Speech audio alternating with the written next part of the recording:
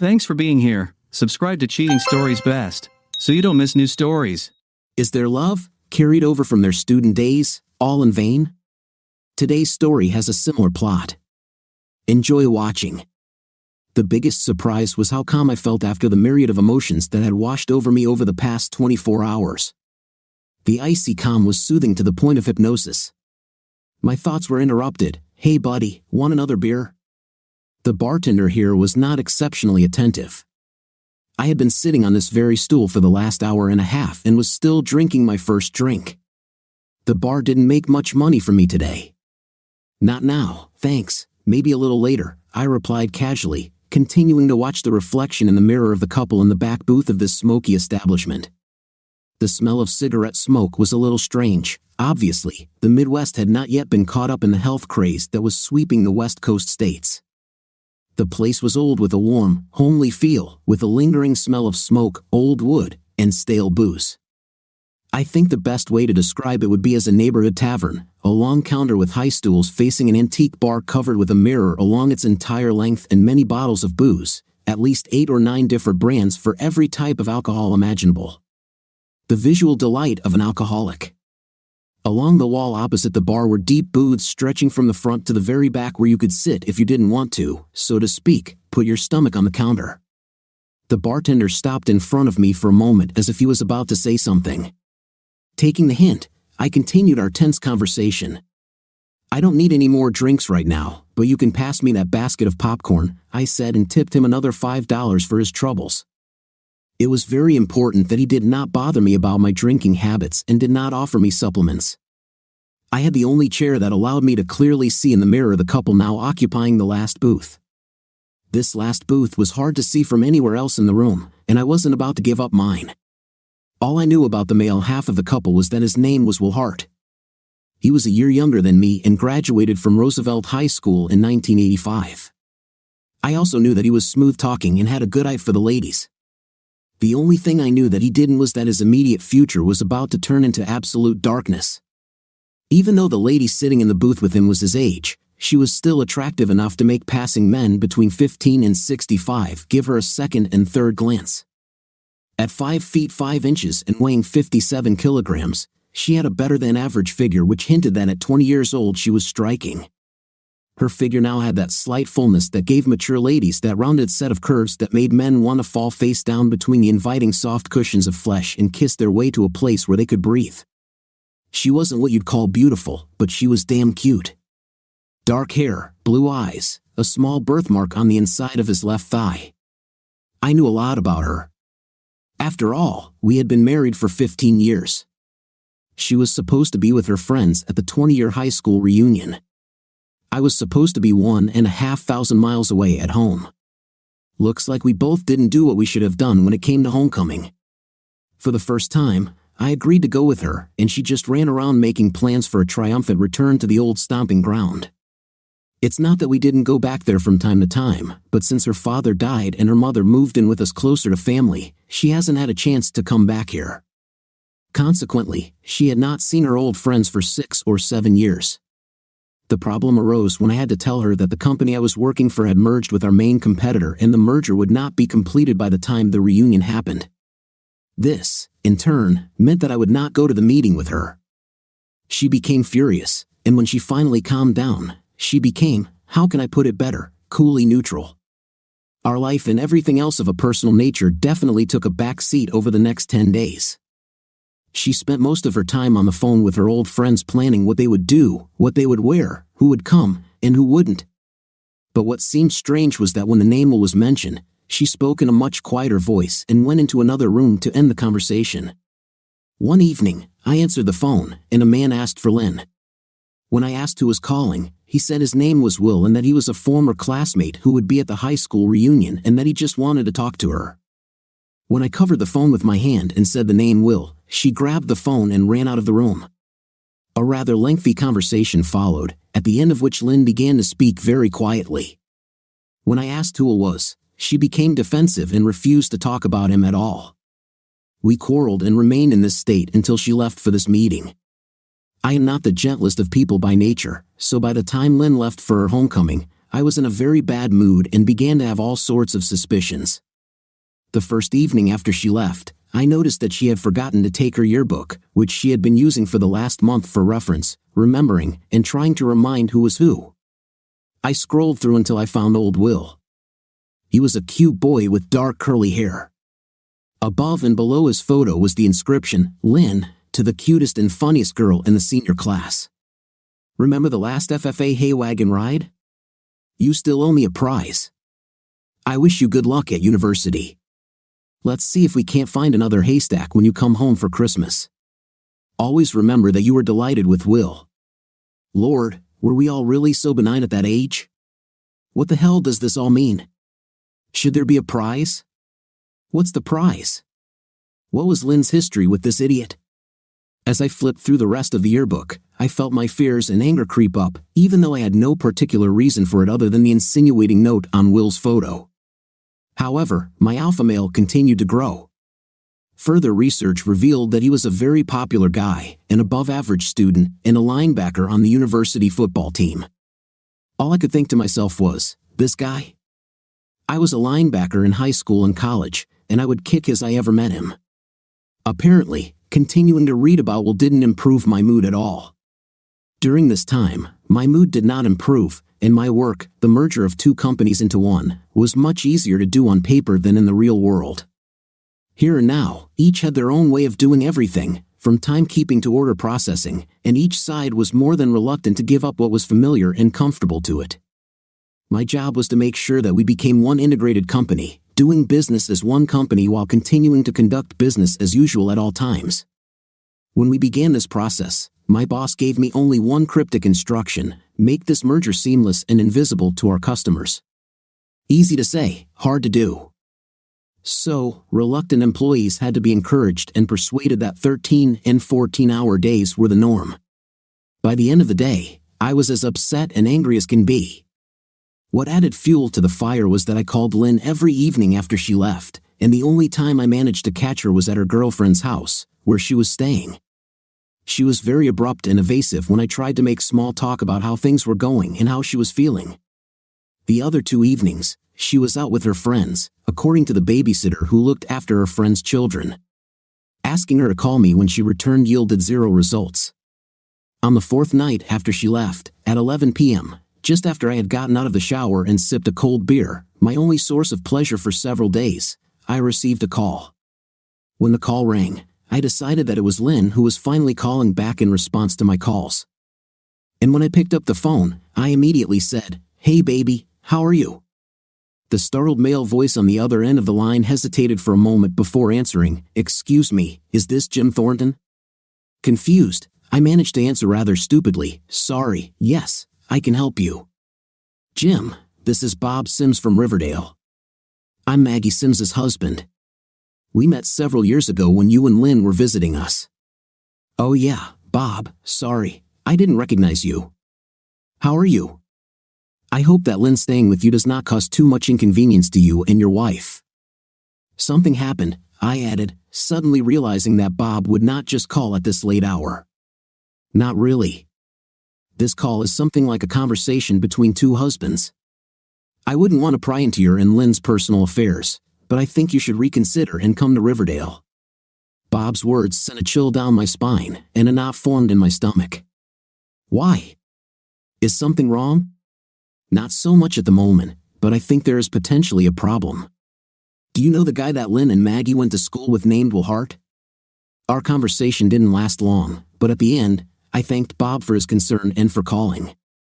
Less than 30 minutes later, I ordered a ticket to Riverdale via the computer and packed my suitcase. Unfortunately, I won't be able to get there until 7:30 tomorrow night, but hey, sometimes the cover of darkness is a big advantage. Having finished all the preparations that could be done in the middle of the night, I went to bed and tried to sleep. My imagination was spinning wildly in my head. Was Lynn really starting the romance that was interrupted 20 years ago? Am I jealous for not trusting her anymore? I was in love with Lynn from the very first time we met, and by the second date, I knew that she was the woman I wanted to spend the rest of my life with. From then on, she became the center of my universe, even if I didn't always show it. She has always been loving and caring, and I was just as crazy about her today as I was at the beginning. I always thought that she felt the same way, and I didn't even consider that she could feel differently. Granted, over the past few years, I've gone into career growth mode, and our personal relationships, including nights out on the town and just general time on Saturday afternoons, have been pushed to the back burner on autopilot. I accepted this as the norm for our time and place in life. Maybe she decided it wasn't for her and opted for something more exciting than parent-teacher conferences, soccer games, and the occasional movie when I wasn't too tired after work. At first, I felt physically sick at the thought that she might be having an affair. Then I got angry that she didn't appreciate the efforts I made to get everything we wanted and planned. When I thought about the fact that she could be with another man, my anger went through the roof. I always had some kind of possessive streak, but nothing significant ever came of it. Now, it has blossomed in full force. Finally, my anger calmed down to a simmering flame dancing just below the surface of my consciousness, but it still kept me from sleeping peacefully at night. When I don't sleep well at night, it's bad. I get very grumpy, and when I get grumpy, I'm not very pleasant to deal with. The only good thing was that Lynn's mom came over to watch the kids while she was gone. So early in the morning, I would just leave as if I was going to work. If Lynn calls, she won't know that I went to Riverdale. I'll leave my mother-in-law a note that I have to work a 24-hour shift, and I'll call her later to make sure she and the kids are okay. The next morning, I went to work and told my very unhappy boss that I would be gone for a few days and that if necessary, he could fill in for me, and I would come back and do another job. He wasn't happy, but he didn't fire me either, so I guess it was a small victory that I desperately needed. As I mentally began to oscillate between heartbreaking depression and absolute murderous rage, airplane flying is mostly deathly boring, but it has its advantages. They provide a strictly measured period of time and relative isolation to think things through without interruption, allowing time and peace to formulate plans, and, most importantly, gain control over yourself. By the time I landed in Riverdale, I had already developed a concrete plan of action, which, in turn, brought a calm that I thought impossible just that morning. After we landed, I rented a car and called Bob. He said that they all got together, including my wife and Will, at a place called Clancy's, where they danced and drank. Having found the designated location, I quickly changed in the parking lot into nondescript jeans, a plaid shirt, and a baseball cap, and then quietly made my way into Clancy's lounge. Looking in the mirror as I walked in, I barely recognized myself and felt that Lynn would have to physically bump into me if she got close enough to recognize me. In all the years we were married, she only saw me in a plaid shirt a couple of times, and she certainly never saw me in a baseball cap. I never wore caps or hats because someone once told me when I was young that they caused baldness, and I developed a real aversion to wearing anything on my head. I never liked wearing a football helmet, but I forced myself to wear one when I played football, both in high school and at the small state college where I met Lynn. The fact that I was blonde further enhanced the illusion that I was losing my hair. Business was doing fairly well when I first walked in, as apparently, Riverdale had been hosting a homecoming party for a few years now, and the place was about 60% filled with a range of people ranging in age from about 25 to a little older than 60.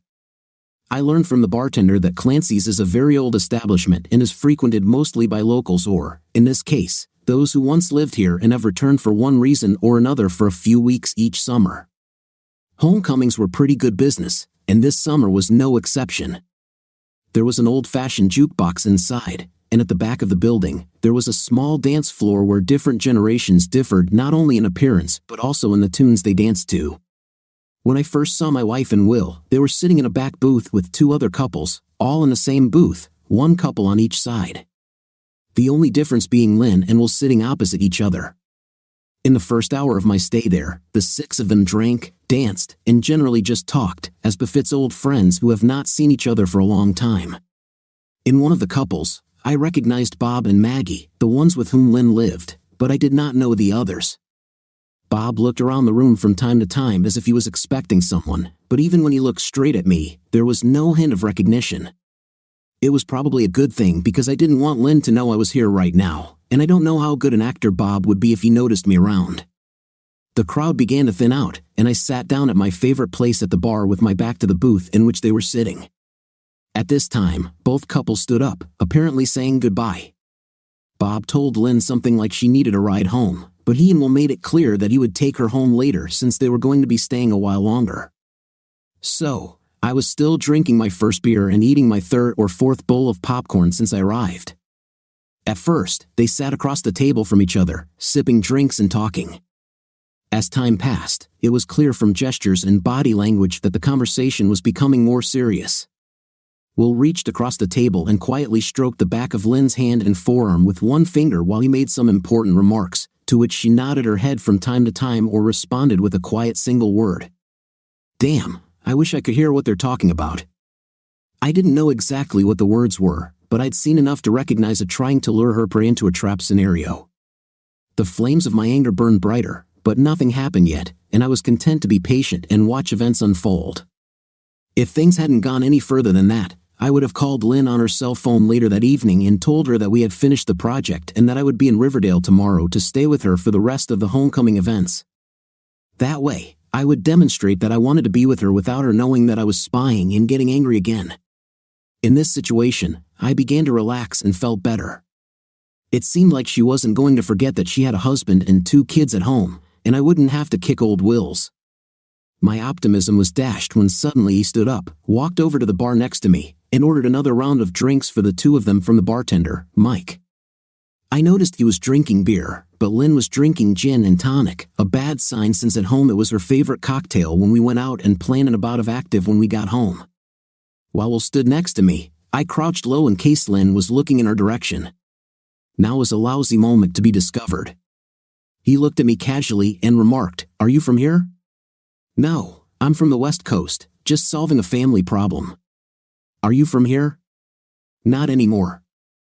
I graduated from high school and returned here only for the 20-year reunion, for the first time since I left school." "Are you having fun?" "Not really yet, but I have a feeling things will change soon," he replied with a determined grin. Around this time, Mike brought their drinks, and he returned to the booth. But instead of sitting in his original seat, he slid into the booth next to Lynn. Between his comment and this new arrangement of them, my mood became even darker. Raising my head, I shouted to the bartender, "Hey, Mike, give me another stout." He grinned as if he had won some kind of prize, saying, "Sure," then walked over and placed the beer in front of me. This time, I slipped him $10. I would soon need Mike on my side, and he, like all employees in such establishments, had his eye on the money. Meanwhile, they led Lynn to the jukebox and fumbled for quarters while she chose a song. Standing there, they held hands like high school students, holding each other firmly. They danced to a few fast musical numbers, then a slow romantic tune started playing, and they hugged and swayed slowly in the far corner of the dance floor. Soon, Lynn had her arms around Will's neck, and he grabbed her with both hands. By the end of the song, he had gone so far as to cup her buttocks with both hands. Another slow tune began, and she seemed to try to push him away a couple of times, but he was persistent, and after a few minutes, she gave up any protest. They whispered occasionally but were mostly silent, Lynn pressing her face against his chest and him burying his face in her hair as they danced slowly across the floor. During all this time, people gradually left Clancy until there were only a half dozen or so left scattered throughout the establishment. I motioned to Mike and handed him a folded $50 bill so he could get a good look at it, then leaned closer to him across the counter.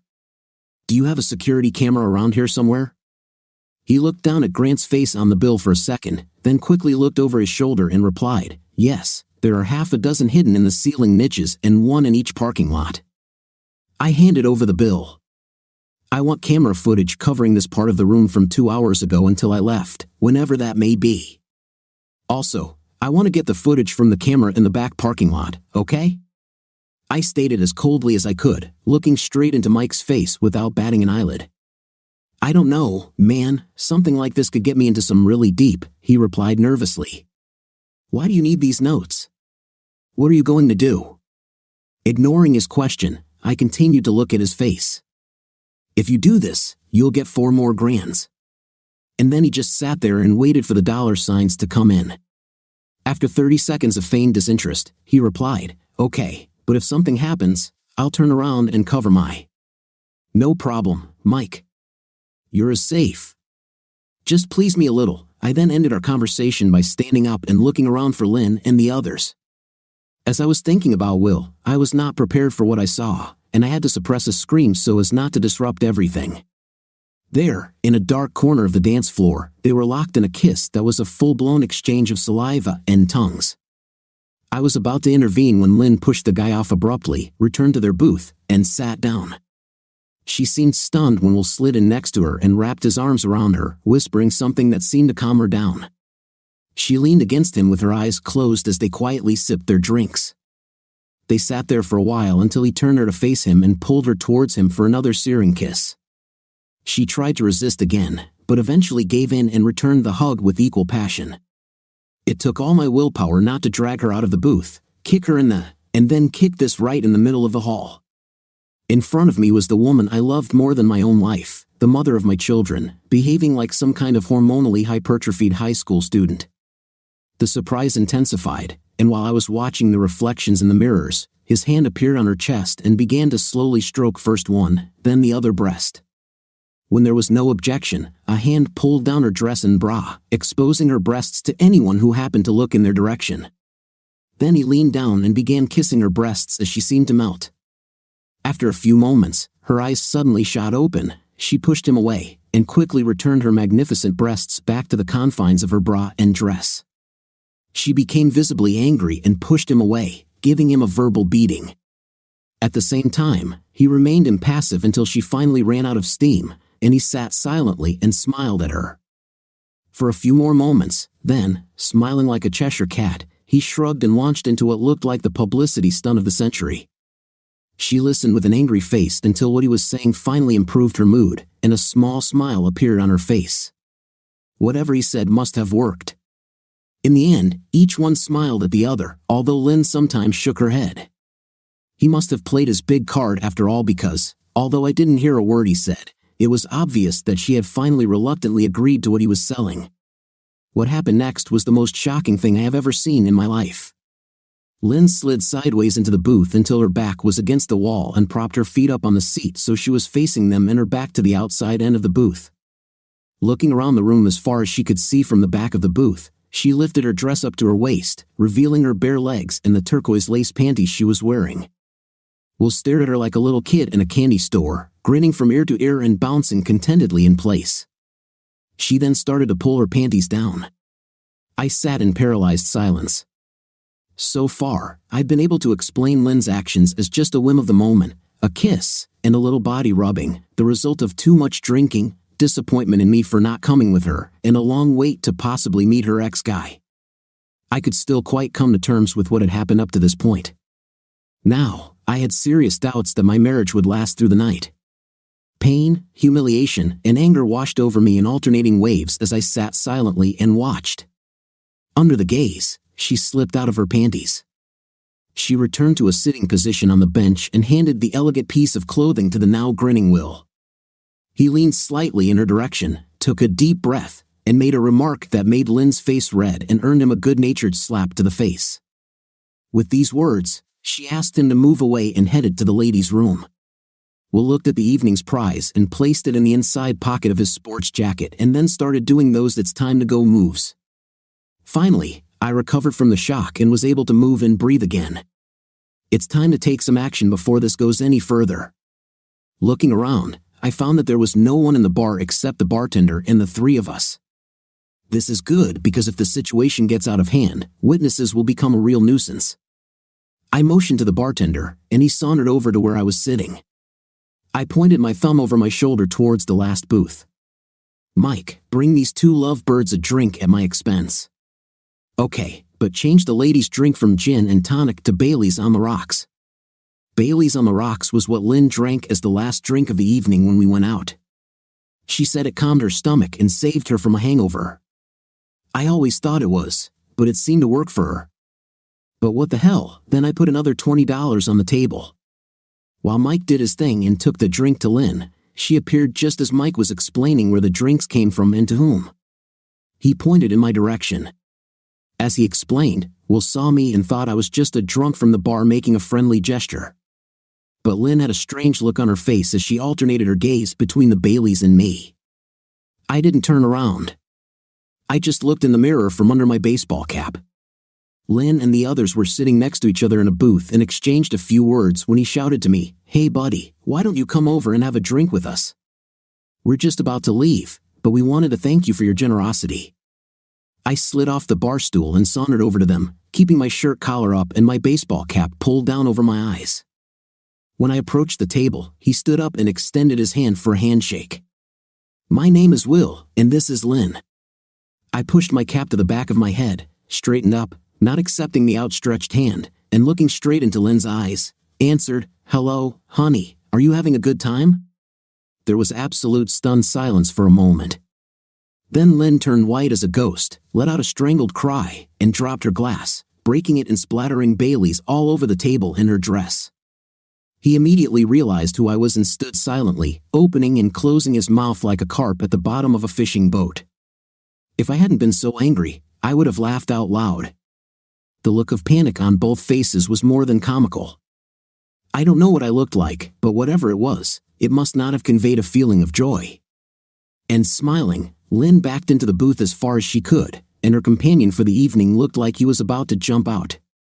"Do you mind if I sit down?" I asked kindly, and without waiting for an answer, sat down opposite. After another second or two of silence, Lynn found her voice and began a rapidly babbling string of questions. "Jim, what are you doing here? Why didn't you tell me you were coming? How long have you been here? He simply turned his head, looking first at me and then at the exit from this establishment, the expression on his face alternating between fear and belligerence. I raised my hand for silence, cutting Lynn off in the middle of what she was trying to say. "Hey guys, calm down. Let's just sit for a minute and get to know each other. What do you say? If we have another drink?" Then I turned and motioned for Mike to come over. The two now sat in stony silence, their minds racing to understand what I was up to. "Mike, get us another drink," and then, in the most sarcastic tone I could muster, "And do you have anything we can use to clean up this mess?" My wife was so happy to see me that she spilled her drink. Then I turned to her companion and, smiling my best salesman smile, extended my hand. "We don't know each other. I'm Jim Thornton, Lynn's husband." He took my hand in a short squeeze like a hot horseshoe. "I'm Will Hart, Lynn's former classmate. I came to the alumni meeting, so this is you, the famous Will Hart. Well, it's good that we can finally put a face and a name together." I didn't go into detail, but I'm sure my fake sincerity didn't escape him. After a second or two, when I hadn't said anything else, Will spoke up. "I don't really need another drink. I haven't touched the first one, and it looks like you and Lynn need some alone time together." "No, old man, stay where you are," I answered calmly but with a clear hint of poison in my voice. "My wife and I need to discuss something, but for such a close friend as you, nothing is secret." By this time, the tension had become so strong that you could feel it on your skin. Lynn went completely silent and just looked at me in absolute panic. He tried to look anywhere but at me. Mike finally finished clearing the table and returned to the far end of the counter. He clearly sensed my need for privacy. Taking a long sip of cold beer, I put the glass on the table and looked intently at Lynn. "Well, Lynn, what were you saying?" She flinched at my question and began, "What are you doing here?" "I came to see my beautiful wife and protect my territory, but it seems a little late," I answered, winking slightly at Will. Lynn caught the wink and spoke, "Jim, it's not what it looks like. I can explain everything. We were just having drinks and talking about old times when Will and I were classmates, and we hadn't seen each other since the summer of our graduation.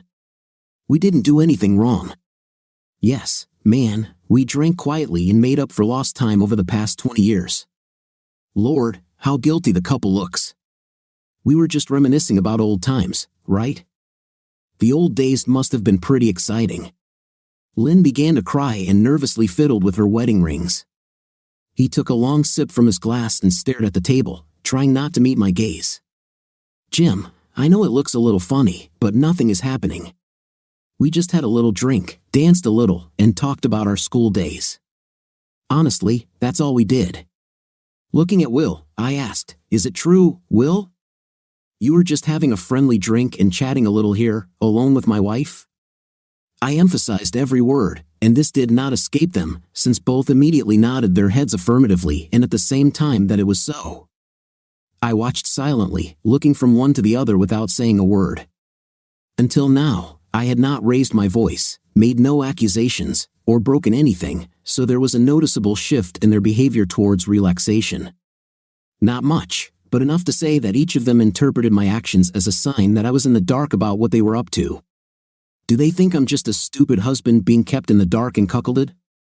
The thought racing through my head was, how far did Lynn plan to let him go? Was he really going to take her to Bob and Maggie, or were they going to go somewhere more secluded? For unknown reasons, did Lynn decide to go to bed with this idiot? Has she already slept with him? How long have they been planning this? Does she love him, and is our love and marriage over?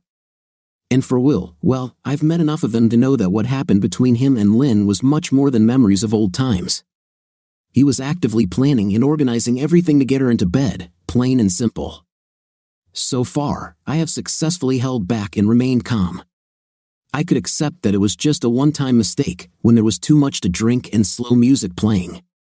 I could probably also understand him grabbing her and grinding against her on the dance floor.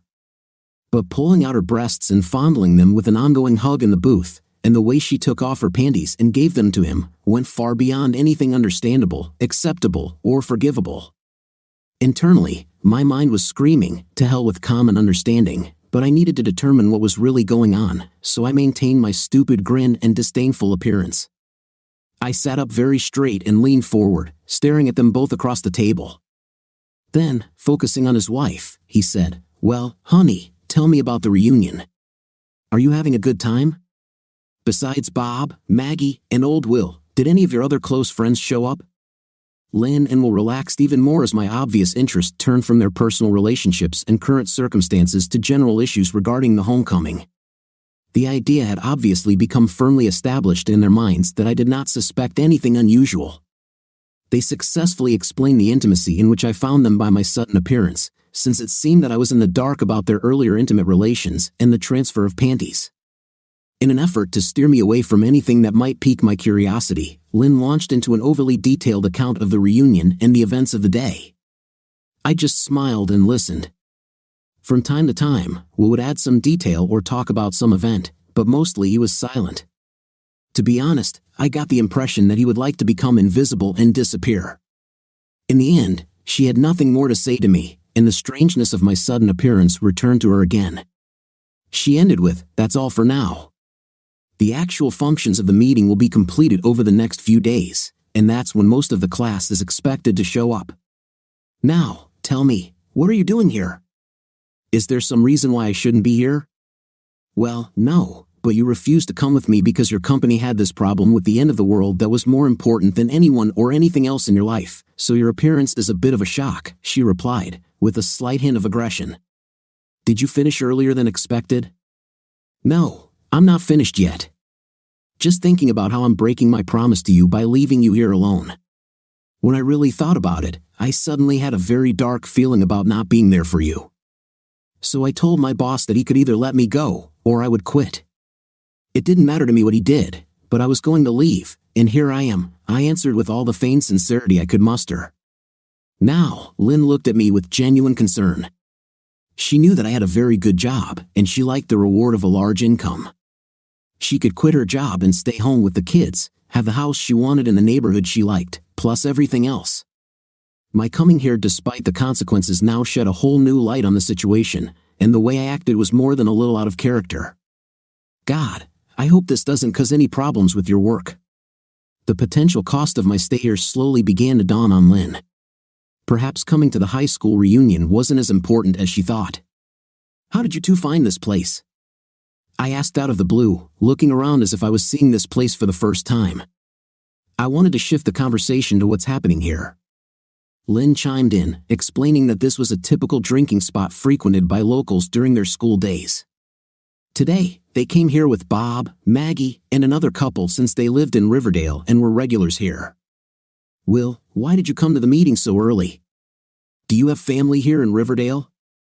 No, Lynn no longer has family here, but she wanted to come a few days early to visit her old friend Maggie. I waited for his answer as if I was sincerely interested in him. Startled, Will cast an almost imperceptible glance at Lynn. "Yes, my parents live here in retirement, and I came to spend a week with them before the start of the homecoming events. I didn't expect to see my classmates before, so you can imagine my surprise when I ran into Lynn and Maggie at the mall yesterday. Lynn's eyes widened, and she flinched at Will's offhand comment.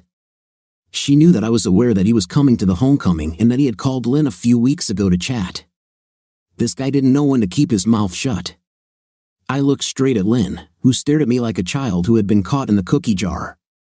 As I understand it, you were friends with Maggie and Lynn at school. What was Lynn like at that time? I talked to her like a conspirator, trying to find out secrets. Didn't she have a mouth full of braces? Did she have a lot of freckles and braids? I grinned with every moment of my conversation with Will. Lynn became noticeably more tense with each passing moment. He had already lied once, and the longer he spoke, the greater the risk that he would be caught again. For my part, I continued to play the dumb husband. Come on, Jim, stop asking Will about his personal life and especially about him trying to remember me when we were in high school. It was a long time ago. So, you still had braces, freckles, and pigtails. You know, Will, before we met, she didn't tell me about herself at all. I mean, her mom told me about stuff when she was little in family events, but not things that only friends would know, like old boyfriends and stuff like that. She always claimed that she was too shy to talk about herself. The more Will talked, the more he relaxed, and the more he relaxed, the more Lynn tightened. His general description of Lynn in middle school was that she was cute and sweet but self-conscious about her braces, freckles, etc., and that she was into horses. She was even a member of the school's FFA chapter. She didn't date for the most part until the end of her senior year because she was a late bloomer, both physically and socially. It turned out that Will's parents owned a large farm near the city, and he was also a member of FFA. I pretended to hang on his every word, laughed at all the funny moments, and we compared football stories when the topic came up. Lynn sat mostly in uneasy silence, occasionally objecting to something Will said or adding a little to the story. She wasn't happy about being the topic of conversation. His last story about Lynn was about an FFA-sponsored hay wagon ride at the end of their senior year, just before graduation. As soon as he mentioned the joy trip, Lynn turned pale and tense and then loudly asked him not to tell the story.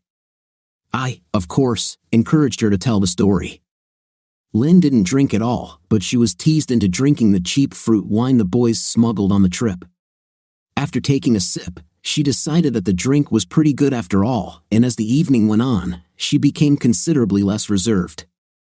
As she sat in the back of the van, no details were mentioned about what less restrained meant, but her personal participation in the evening's activities was interrupted when she vomited on another girl. Will and two other boys. The adult chaperone intervened and eventually called Lynn's parents. Her parents were unhappy, and consequently, she was punished with house arrest for the rest of the year, except for graduation ceremonies.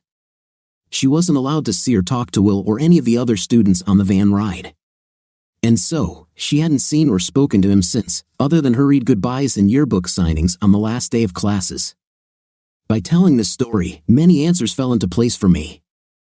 I laughed at the story like it was the funniest thing in the world and commented that Lynn still doesn't drink alcohol.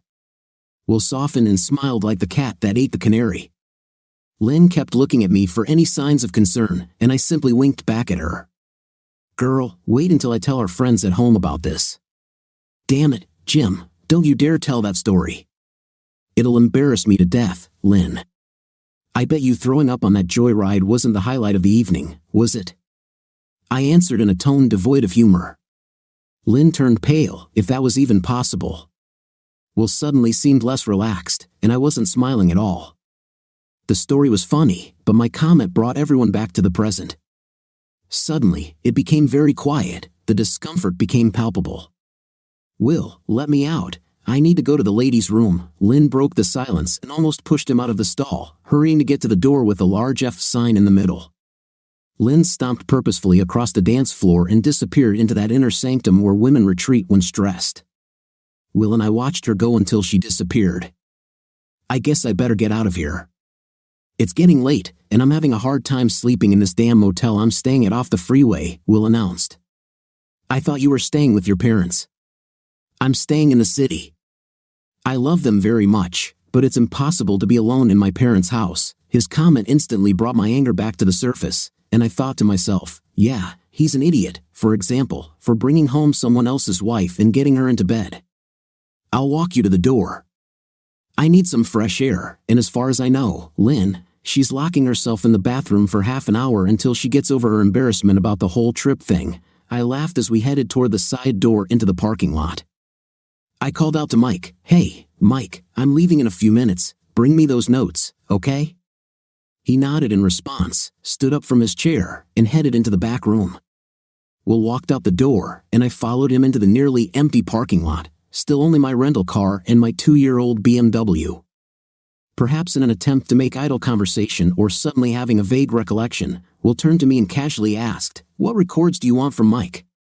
"Oh, CCTV footage on the dance floor and in the booth where you sat tonight," I answered as casually as possible and waited. Soon a light came on in Will's head, and he turned to me with an expression of understanding and concern. Walking out the door, I let go of the control I had been holding over the anger I had been holding all evening and let the dog off the leash. The surge of adrenaline was intoxicating. "Hey, Jim," was all he had time to say before I punched him in the stomach as hard as I could with my right fist, after which I stood in front of his nose and growled like an angry dog. "Listen here, idiot, you will not receive any prize from my wife. Not tonight and never while she is my wife. If this little interlude results in me and her breaking up, then after that, you can do whatever you want with her. But you need to know something. If Lynn and I get divorced because of this, I will hunt you down and put you down for a long time in the hospital. If we stay for this meeting over the next few days and I just find you at the same end of the room as her, I will beat you like a drum. You understand me?" He shook his head up and down but didn't make a sound other than trying to suck in air, trying to regain his breath. "One more question. Did you sleep with her in high school?" "No, she got sick before we got this far," he choked. "Have you slept with her since she's been here?" "No." "Did you plan to do this tonight?" "Yes." "I'll ask you one more question or two. If you don't tell the truth, I'll beat the crap out of you, understand?" I nudged him lightly with my knee to get his attention. "Did she agree to go to your room and have with you, or did she indicate to you that she would do so?" "Not really." "What the hell does that mean?" He rolled his eyes as if he wanted to avoid answering but knew he couldn't. "That was the promise she made to me on that trip before she got sick in middle school. I collected panties as prizes from my conquests, but before I could get her into bed that night, she started puking all over everyone. Tonight I persuaded her to give me the prize for old time's sake." I slapped him on the cheek to get his attention, then opened the car door and pushed him into the driver's seat. "Get your back to the motel and put some ice on your nose and eyes. You're not really that hurt, but remember what I said. If you start hitting wedges again, you will be seriously injured. Think twice before approaching a married woman in the future. Sooner or later, you will be killed." With that, I slammed the door and stepped back, watching as he started the car and drove away. I had cooled down to an acceptable level, but my heart was breaking. Even though Will said that Lynn ultimately rejected his attempts to seduce her, she nevertheless crossed boundaries that a married woman should not cross. I had already decided what I was going to do, so I put the green lace panties in my pocket and went back to the bar. Lynn came out of the ladies' room just as I was handing another Benjamin to bartender Mike for the tapes. Luckily, he put them in a bag, so she had no idea what they were. She came up to me and looked around. "Where's Will?" He suddenly didn't feel very well and decided to return home. She looked at me puzzled but didn't say anything. "Are you ready for another drink?"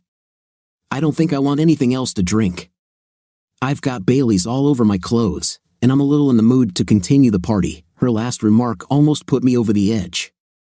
She was in a good mood to continue the party until her boyfriend disappeared, and then she doesn't feel like celebrating with her husband. The only thing I could do was not grab her and shake her until her teeth chattered. "Well, I want another drink, even though it has nothing to do with the party, so just sit on your cute little," I hissed, shocked by my sudden change. She sat up abruptly and looked at me wearily. There's no point in behaving so disgustingly. "Hey, Mike, bring me another beer," I shouted to the bartender. The bar was empty, and my voice echoed throughout the hall where it was so quiet. Mike looked like he really wanted us to go home so he could have some closure during the evening. I gave him so many tips that he could easily remain open until I got ready to go home. He must have felt the same way because he brought another beer and placed it in front of me on the house. On the house, he muttered and returned to his perch at the opposite end of the bar. Of course, it was an old neighborhood place, and I hadn't gotten a beer on the house since I was in high school. I took a sip and sat down, looking at Lynn expectantly. When there was silence, she fidgeted nervously in her chair. "Jim, why are you acting so strange? You show up unannounced, make everyone feel awkward, and then just stare at me like I'm a bug under a microscope. What the hell is going on?" "I want to know, damn it." She was losing the battle with composure. I realized that the important moment had arrived, and I took another long, slow sip of my beer, looking my wife straight in the eyes. "Okay." I put my hand in my pocket as casually as possible and threw the panties I had taken from Will into the middle of the table. "I found them in your former classmate Will's jacket pocket. They are yours, aren't they? These are the same ones you were wearing when you arrived here tonight, right?" Then I sat down and waited. She turned pale and stared at the lace rag lying in the middle of the table as if at a rattlesnake. She alternated between looking at the panties and then at me and back again until she began to stutter. "Jim, I don't know what that was." All she had time to say before I reached across the table and pulled down the top of her dress enough to expose the bra that matched the panties. In front of us. "These are your panties, aren't they, Lynn?" She turned away and covered her mouth with her hands as if she was going to be sick but did not answer. "Damn it, Lynn, are these your panties or not?" I almost shouted in her face, holding them right in front of her eyes so that she couldn't help but notice them. She turned away from me and squeezed out with anguish, "I don't know," after which the tears began to flow in large quantities. At this point, I lost my patience. "I don't need to talk nonsense anymore, Lynn. They are part of the set, matching the bra you are wearing. I know because this is the gift I gave you for your last birthday." Now I was in full attack mode. "I saw how you dancing rubbed against this. I saw how you wet your tonsils and exchanged saliva with him on the dance floor and in this booth. I saw him pull out your breasts and fondle them, and last but not least, I saw you take off those panties and hand them over to him." I abandoned all semblance of restraint or control, and as my voice and tempo of speech increased, she flinched at every word as if she was being whipped. I took the cassette out of my bag and threw it right in front of her. "If your memory has become bad, maybe this will help refresh it. Here's the security camera footage that recorded everything that happened at this end of Clancy over the last 6 hours." At this point, she burst into violent sobs as it was obvious that she had been caught big time. There was nowhere to run, nowhere to hide. The came to light. I paused for a second to catch my breath, and she weakly tried to formulate a response to my tirade. I cut her off and then continued in a calmer but no less vindictive tone. "I understand you've been planning for weeks to meet and pick up where you left off in high school and sleep with him. The only reason you didn't go to his motel room right now to have with him is because I showed up and ruined the party. Instead of being happy about me, you acted as if I was trespassing where I was not supposed to. Well, Lynn, if I catch my flight home tomorrow, I'll head straight to the law office and divorce your cheating. You don't have to worry about going home. You can pick up right where you left off 20 years ago here in Riverdale with dear old classmate Will. I will explain to the children that you decided that our family is not worth the old love that you did not finish while you were in high school with that last flash." All my energy left me, all emotions washed away except for a vague feeling of sadness. I leaned back in my chair and stared blankly across the table at the woman who was my partner and the love of my life. She let out an almost primal scream, and the tears flowed nonstop. "No, Jim, no, you can't think like that. I love you. Why would you do such a thing? It's not what you think." The floodgates were open, and she sobbed, covering her face with her hands. "Sorry, please let me explain." I sat in silence, watching her scream as if the life had been ripped out of her body. Seeing her in such pain tore me up inside. I've loved her since our first date, every day, every special event, I loved her more and more. With the birth of our children, with our first new home, she was my friend, lover, confidant, and guardian, all wrapped up in this amazing package. I always thought she felt the same way about me. Sitting here, wallowing in self-pity, it seemed like I was so obviously wrong. I sat silently and watched her emotions run their course. I offered no consolation, no sympathy, no assistance. There were no more shouts, screams, or accusations, No violence or threats. I just sat in silence. She was in pain for which she was responsible, and she would have to deal with it eventually. She ran out of tears and sat quietly with her head in her hands, not looking at me. Her silence brought me out of my stupor, my growing consciousness strangely filled with guilt and remorse. Looking at her melancholy and hopelessness, I stupidly thought, did I do the right thing? Wasn't I too harsh? The fog cleared to the point where I could think again. So I walked up to the bar and said quietly to Mike, "Hey, Mike, can I get a clean damp cloth and a big glass of water?" As he retrieved what he needed, I was struck by the stunning silence of the place and the strange shadows cast by the neon beer signs now that most of the lights were off. The numbness and lack of noise reminded me of the feeling you get at the end of a long drive when everything is quiet except for the ringing in your ears. I returned to the booth, sat down next to Lynn, and tilting her head back, carefully washed her face with a cold damp cloth, wiping away the mascara and the streaks of tears. Then I handed her a glass of water. She looked completely devoid of any spark of life or energy. After she had drunk, I sat back on my side of the booth and silently watched her motionless figure. We sat like that for a very long time. The silence was broken by Mike, who approached with an apologetic look. "Sorry to interfere, but it's time for me to close." I fished out my shrinking money clip and handed him another 100. "Can we sit here for another 30 minutes until you close?" Leaving right now would actually be bad for us. He looked at the bar, then at the money, and finally at Lynn. "Of course, but I'll turn off the lights and lock the doors.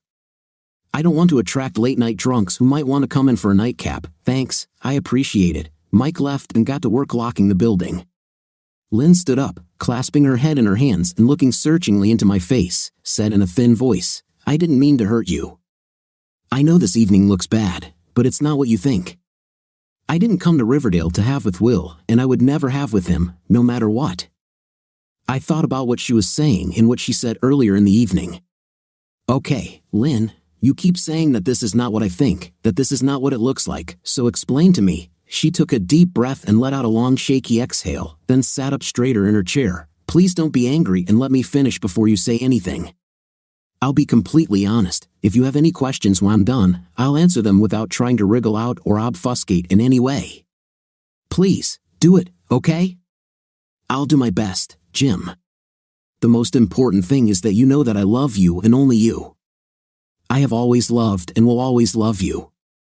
Now, I know it's hard to believe from your perspective, but it's true. What you saw here tonight between Will and me was just a spontaneous moment, something that grew out of a bunch of little circumstances that came together at the same time." She stopped to take a long sip of water, watching me carefully the whole time, perhaps waiting for a reaction.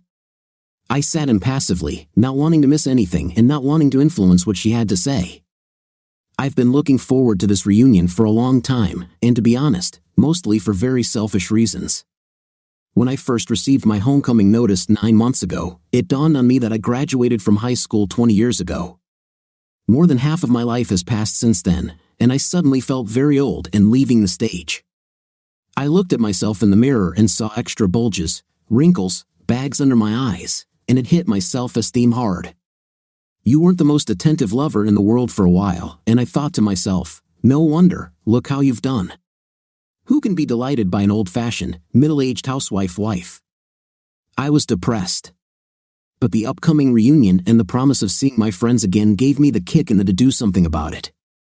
I started watching what I ate and going to women's Pilates classes until I was down 42 kilograms to what I was when we got married. I thought I was making real progress and looking pretty good, but you didn't say anything, didn't change your attitude towards me, and all you cared about was your job and company. This infuriated me, and I slowly began to boil over the fact that you were not paying attention to me and were taking me for granted. When you canceled your trip to meet me, that was the last straw. I decided that I would go alone and have a good time. Now, before you say anything, no, I didn't plan on being wild and pretending to be single, but I fully intended to have a good time, including dancing, dinner, and a few drinks with old classmates from CL. I decided that although I am old and married, I am not dead. I kind of took a time out from being a mother and wife with all the accompanying activities and responsibilities. I'm telling you this now so you know what kind of mood I was in when I left. She stopped and looked at me as if expecting some kind of answer or comment. When I didn't say anything, she continued. Obviously, I need to explain myself. About Will in high school, he was a real find. He was good-looking, quarterback of the football team, homecoming king. On the other hand, for most of high school, I was a short, boyish girl with braces and freckles. None of the boys even looked at me, let alone Will Hart. We heard all these stories. He was in great demand among the ladies, and they lined up for him. I could only dream about dating him, and this continued for most of high school. My senior year changed all this. I began, as they say, to bloom. I got all the right spots filled in, my braces came off, and my freckles didn't seem that big of a deal anymore. The big problem was my complete lack of experience up to this point, and my parents watching me like hawks. I joined FFA because I was crazy about horses. Will joined because his parents owned a big farm east of Riverdale, and all the farm kids seemed to join FFA as a matter of course. Suddenly, after Christmas break of my senior year, Will, the girl terror as we secretly called him, began to notice me and from time to time stopped to chat amicably. I was the most excited student at Roosevelt High just because he was talking to me. During this time, I managed to go on dates with several other guys, but he never asked me out. I was still very shy and was often teased for having a secret crush on him. She stopped to take another sip of water. My story, for lack of a better term, with Will was short and incomplete. It happened at the FFA graduation for high school students. Each year, the FFA director would take the high school students on a hay wagon ride around town, ending with a party and dance at school. I found myself in the very back of the wagon under the straw with Will and half a dozen other really popular high school boys and girls. Will was very attentive, giving me all his attention, and I found myself in a one-on-one situation with Will amidst the storm of girls. I was included in the popular inner circle, and my head was spinning with surprise. One of the boys took out a large bottle of fruit wine. Until that moment, I had never drunk alcoholic beverages and timidly refused when they offered me a bottle. The others began to tease me about being a good girl and a child, so naturally, I relented and drank. It tasted a lot like fizzy soft drink, so I drank more. The bottle was passed around a couple of times, and soon I felt dizzy, and everything seemed out of focus. Will put his arm around me, and we started just talking, holding hands. Then a little teasing exhalation into my ear, and finally, a whole lot of kissing and hugging. I was a complete newbie to this boys and girls thing, and Will was very smooth and experienced. It was subtle and slow at first, but suddenly his tongue was halfway down my throat, and he pulled out my breast. I was shocked. I had never done anything like this before. I screamed for him to stop and pulled away. He simply smiled and looked around at the others, took another sip of wine from the bottle, then handed it to me. I remember that I was embarrassed to act like a little child, so I took another big sip. After that, I don't remember anything except that I had very new and pleasant sensations happening in my body. Lynn fell silent, her mouth opened and closed a couple of times, but no words came out. She was clearly in a difficult situation. Jim, it's hard for me to talk about this. We never really talked about our experiences before we got married, and I feel terribly uncomfortable doing this, Lynn. While neither of us was what you'd call experienced when we got married, we weren't complete virgins either. The moment we decided we loved each other and would get married, everything we did before we met was accepted as our past. Besides, we should now know each other well enough to talk about anything without trepidation. I feel comfortable telling you things, and I'm disappointed that you don't feel the same way about telling me things. Maybe if we had been more open with each other, this conversation would not be happening now. After that, I fell silent and looked at her again, waiting for her to continue. She again began fiddling with her rings, and then, without looking at me, she continued her story from where she left off. My mind disconnected from my body as I was aware of what Will was doing, but I didn't seem to have the ability to resist. We hugged for a while, and Will became bolder and bolder until he unbuttoned my blouse and started kissing my breasts. No one had ever done this before, and my body loved it, even as my mind screamed at it to stop, that it was wrong. Finally, I emerged from the fog while he was ready to have with me. When I realized what it was, my conscience finally overcame my desire, and I tried to get up. When he tried to hold me, I began to resist even more, and something in my body must have not liked the sudden movement because I vomited right in his face because of all the screaming and yelling. When the teacher in charge of the team stopped to find out what was going on, I remember desperately pulling my panties up before the teacher could get to where we were, all the while emptying the last of the contents of my stomach on everyone within a couple of meters. You know the rest of the story. The teacher called my parents, and I was taken home in complete embarrassment and put under house arrest forever. I only saw Will once after that, during our graduation ceremony and for a few minutes after. He joked a little about how I felt bad and that I missed the thrill of getting my first from him. He also said that I owed him panties as a prize, even though we didn't actually have. He even wrote about it in my yearbook. But if you don't know the history, you won't find out the details, and this is the whole story about me and Will, she said, concluding her story. That's all that can be said. Then she looked expectantly into my eyes and began to wait. I returned her gaze for a moment before saying, "This is some kind of fiction, Lynn." "This is not fiction, Jim. This is the truth. This is how it all happened. I'm not making this up. Believe me. I didn't have with Will, and I actually threw up on him," she said, pleadingly. "Oh, I believe you. I'm sure that everything happened exactly like that. Then why do you look like you think I'm lying?" "Because I don't care what you may or may not have done with your old boyfriend at school. This was long before we got married, and strictly speaking, it is none of my business. I'm worried about what you've done these past few days. I'm especially worried about what happened here tonight. First of all, tonight is the first night since I arrived in Riverdale that Will and I have been alone together. We went out as a group. We were all together, and I returned home with Bob and Maggie. You can ask them if you want to check. Yes, so what? What I saw here tonight is reason enough to pack up and head home alone. Whether you dated him last night, tonight, or later this week doesn't matter. For weeks, you had been planning to meet him, and it wasn't just to reminisce about old times. Do you really think I'm that stupid, Jim? I admit that I had planned to see Will while I was here and was looking forward to it, but the thought of with him never, ever crossed my mind. Tonight, everything happened as if by chance. We all relaxed and talked about what happened while we were in school and were having a good time. I'd had a little too much to drink, and by the time the others had decided to go home, I was in the mood for some fun. Will said he would stay with me and then take me to Bob and Maggie.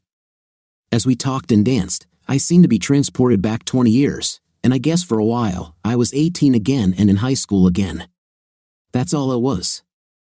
I regret what happened and admit that I made a mistake, but there was no or promise. I swear. Nothing should have happened. She looked at me with pain and tears. I don't blame you for being angry, but I love you and only you. Please don't talk about breaking up our marriage because of this. It's not that serious. We sat for a while and looked at each other in silence, Lynn trying to read some sign on my face that her request had been successful, and I, in turn, trying to understand what was going on in her head. Is she telling the truth? What actually happened in the last month leading up to this moment? While my mind went over what Lynn had told me and what I had seen this evening, I idly listened as Mike locked the doors and stocked up on beer for tomorrow's customers. Strange things that distract attention. Lynn, if you think that what I saw with Will tonight wasn't something serious, then I believe that you and I have a significant gap in our basic beliefs about what it means to be married. It may have been not that serious to you, but to me, it was as serious as a damn heart attack.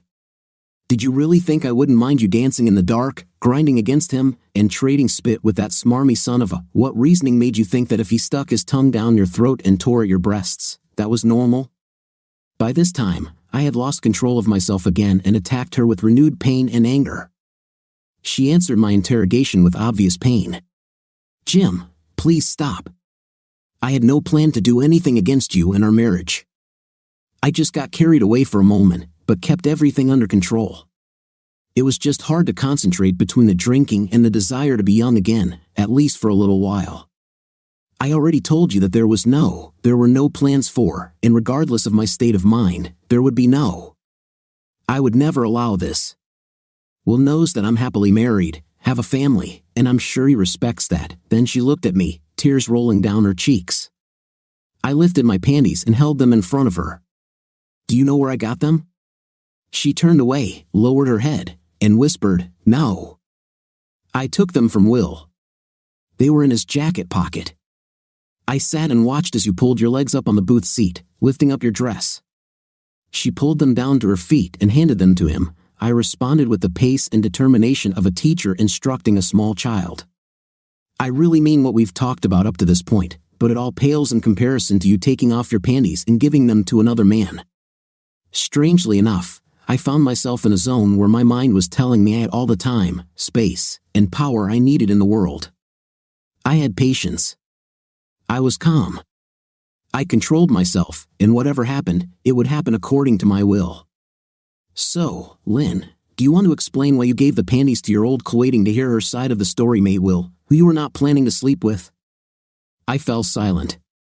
Finally, she answered in a voice barely above a whisper, because I promised.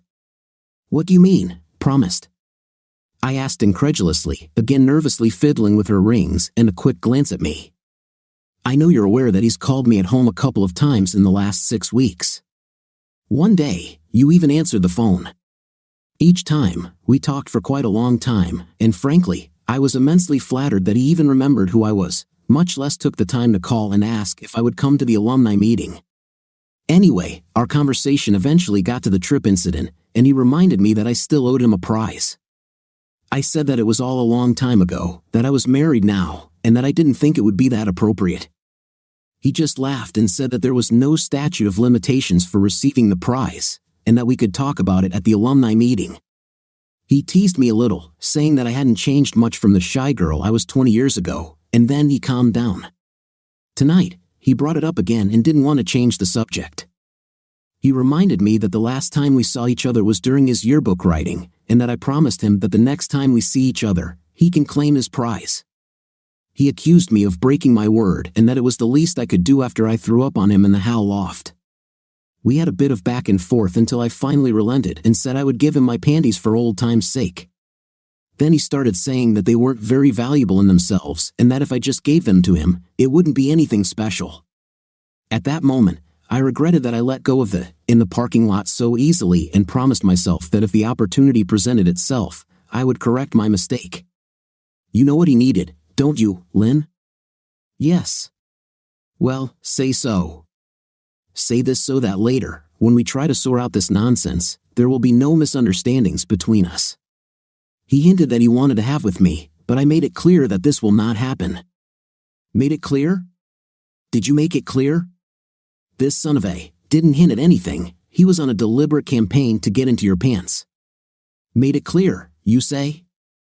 Damn it, Lynn, are you really that damn naive? I was on edge again. Once I had everything under control, she pushed the right buttons to drive me crazy again.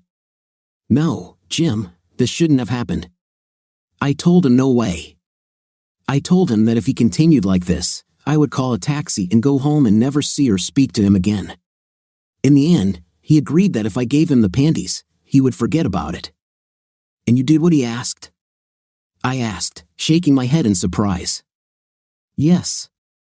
I didn't want to hurt his feelings, and after all, I promised him that he would receive his prize. She answered in such a way that it sounded noble and logical. Jim, I gave my word. Then she sat down and looked at me expectantly, as if she had just explained everything. I sat stunned for a moment, unable to believe what I had just heard. Lynn, do you think I'm the dumbest in the world, or are you the most naive 38-year-old woman on the entire planet? No, Jim, I know for sure that you are far from stupid, and I may have been a little slow in understanding Will's plan, but I think you're making a mountain out of a molehill. I'm sorry for letting things get a little out of hand. Okay, so let's leave it at that, please. Eventually, my anger subsided a little, and I listened to all this crap. I leaned forward over the table so that we were looking into each other's eyes. Okay, Lynn, there seems to be something here that's eluding you, so I'll get it straight. You described your actions here tonight as not very serious and that things were just slightly out of control. Well, you should think about how serious they might be for me because as far as I'm concerned, you cheated on me and broke your marriage vows. I mentioned divorce for a reason, so it's time for you to wake up and really understand what's going on here, I continued. I will not share any part of you with another man, not mind, body, or soul. What you did here tonight with your old boyfriend is absolutely, without exception, unacceptable and intolerable to me as your husband. And this nonsense about you giving him a word that you should have kept, to hell with it. You didn't mean to offend him, damn his feelings. I don't care about the promises you made to him. Our marriage vows nullify every promise you ever made to that son of a. Now I was on a roll, and there was no holding back or compromising. I thought she was all done crying, but tears appeared in her eyes again when I continued the attack. Jim, please, no more. No, you wait to hear everything. Are you saying that part of this was because I was too busy with my work to pay any attention to you? You damn sure didn't mind the luxury house, new cars, and prestigious area that you simply needed. Where do you think the money comes from to pay for all this crap, Lynn? This is due to the high stress of a full-time job that I deal with every minute of my life. And what did you do to make me interested in you? What steps have you ever taken to make me pay attention to you, to feel more attracted to you? Damn it, you acted like you didn't care if I liked you or not. On another note, how would you feel if our roles were reversed, and my old college friend, Marianne Laporte, and I were sitting here tonight, and you were watching us from the bar? Would you consider me swapping saliva with Marianne and fondling her big breasts as nothing serious? What would you think if you saw her take off her panties and give them to me as a prize? I've often wondered if she was blonde all over. Would you enjoy watching me check it out for myself for my own sake? Is it okay if I tell you that I'm just going back in time for a while because I'm starting to feel old and not as handsome as I was in middle school, that I need a little break from my marriage to boost my self-esteem a little and feel better? With these words, I stopped to give her the opportunity to say something, but she was completely unable to answer. Well, Lynn, say something. After long, painful minutes, she found her voice. What can I say? You are absolutely right. I didn't think about it in any context related to you or our marriage. In my head, it was just innocent fun. I thought a little dirty dancing and everything else, as long as I didn't have with him, was just a little naughty and frivolous. And the thought of you doing all this with Marianne Laporte is simply unbearable. If our roles had been reversed, I would have been devastated. With this confession, she fell silent with a painful look that spoke eloquently of the confusion she was experiencing. I gave her a moment to let everything settle before speaking again. The anger was gone, the fire in my belly was gone, and all I felt was loss and regret. What are you going to do now, Lynn? Where do we go from here? What do you mean, where do we go from here?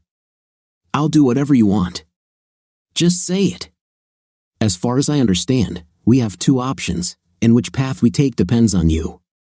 First of all, if you think that what you did with Will is within the bounds of acceptable behavior while in a marriage and I'm being unreasonable, then you can continue to attend your homecoming here in Riverdale as planned. In the morning, I will catch my flight back home and begin the divorce process as quickly as I can. I told you that I don't want to share you with anyone else, and if this is too hard, then no matter how much I love you, we should break free from each other and go our separate ways. I can't live with the idea of my wife needing a break from our marriage and being mildly wicked, as you described it. To be honest, I wouldn't expect to get much comfort from Will because I told him that as long as we were married, I would beat him to a pulp if I caught him in the same room with you. After we get divorced, maybe you two can move in together and figure out what you've been missing. Jim, don't say that. I love you and want to be your wife forever. I feel nothing for Will other than the high school girl memories of having a high school crush. I just wasn't thinking and made a mistake. Please don't end our marriage because I made a stupid error in judgment. Please don't do this, okay? The second option is that we come to an understanding of what our problems and expectations are. If necessary, when we return home, we can go to a psychologist. Looking back, I see that this episode was partly my fault. I should have been more in tune with your needs. But you also need to understand that you really hurt me, and frankly, I don't trust you as much as I did 2 days ago.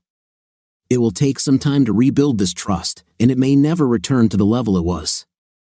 I vote for the second option, she said gloomily. If my vote is counted. This is not a voting issue. It's entirely your decision, and what I want doesn't really matter. What matters is what you want. My only position on this issue is that you cannot have both at the same time. I will not allow that. One more thing I should say before you decide what to do. If you decide that you want to stay in the marriage, you must understand that in the future, if something like this ever happens again, there will be no discussions, no second chances, no reconciliations. We will be done. Is this completely clear? Yes, absolutely. Outwardly, I was calm like the eye of a storm, but inside, I was seething as if the storm was here and roaring with all its might. She had already indicated her choice, but I gave my wife an ultimatum, and she has responded poorly to ultimatums in the past. Honestly, I would have been destroyed if she decided she wanted to go her own way after all, but I left no room for negotiation. Well, Lynn, so what will happen? Lord Jim, is it really necessary to ask? Of course, I want to stay married. I love, and always have loved, you. Like I said, I let a bunch of little crap get to me, and I had an error in judgment and made a mistake. Mistakes come at a price, and I accept that. I will have to pay the price, so be it. After which, she reached across the table and squeezed my hand, giving me a reassuring smile. Her smile ended the storm that had been raging inside me for the past few days, and the sun illuminated my soul. I still wasn't happy with what happened, and even worse, I felt what could have happened if I wasn't here to stop everything. But I could deal with it. Besides, logically, I either accepted what she was saying or I didn't. I could keep trying to make her feel bad, mentally beating her up, and in turn being miserable myself, or I could accept what she told me and what told me in the parking lot. What did I have to lose? God, I was exhausted, both mentally and physically, and what I really wanted to do was snuggle up with my lover and best friend away from work, home, kids, and freeways for a while and heal. To tell the truth, I almost understood her point of view. I felt someone tap me on the shoulder. It was Mike. It's really time for me to close up, and it's time for you guys to go home. I looked at Lynn, and a mysterious smile appeared on her face, and she blushed slightly. I feel a bit of a draft here, if you know what I mean. I think we should find some place to warm up and see if I can't attract you to me yet. Needing no further invitation, I stood up and smiled at Mike, then took my wife's hand and helped her out of the booth. I have one more request for you, Mike, and I think you should do it for free, I said jokingly. He frowned as if his stomach was bloated with gas. Okay, one more, if it doesn't take extra time. Do you have a bottle of champagne and tell me where the nearest motel with big beds and a jacuzzi is? I guess I'll go hunt for the prize. Subscribe to our channel so that your second chaff doesn't cheat on you, and go ahead and listen to the next story because this story is nothing compared to the next one. If you're under 18, don't even think about listening to the next one. What do you think of our story today? I think the story is gripping with emotional scenes and a poignant plot. In this story, I was completely on my husband's side. The alumni meeting was not worth it. What is your opinion? Write in the comments. Until new videos.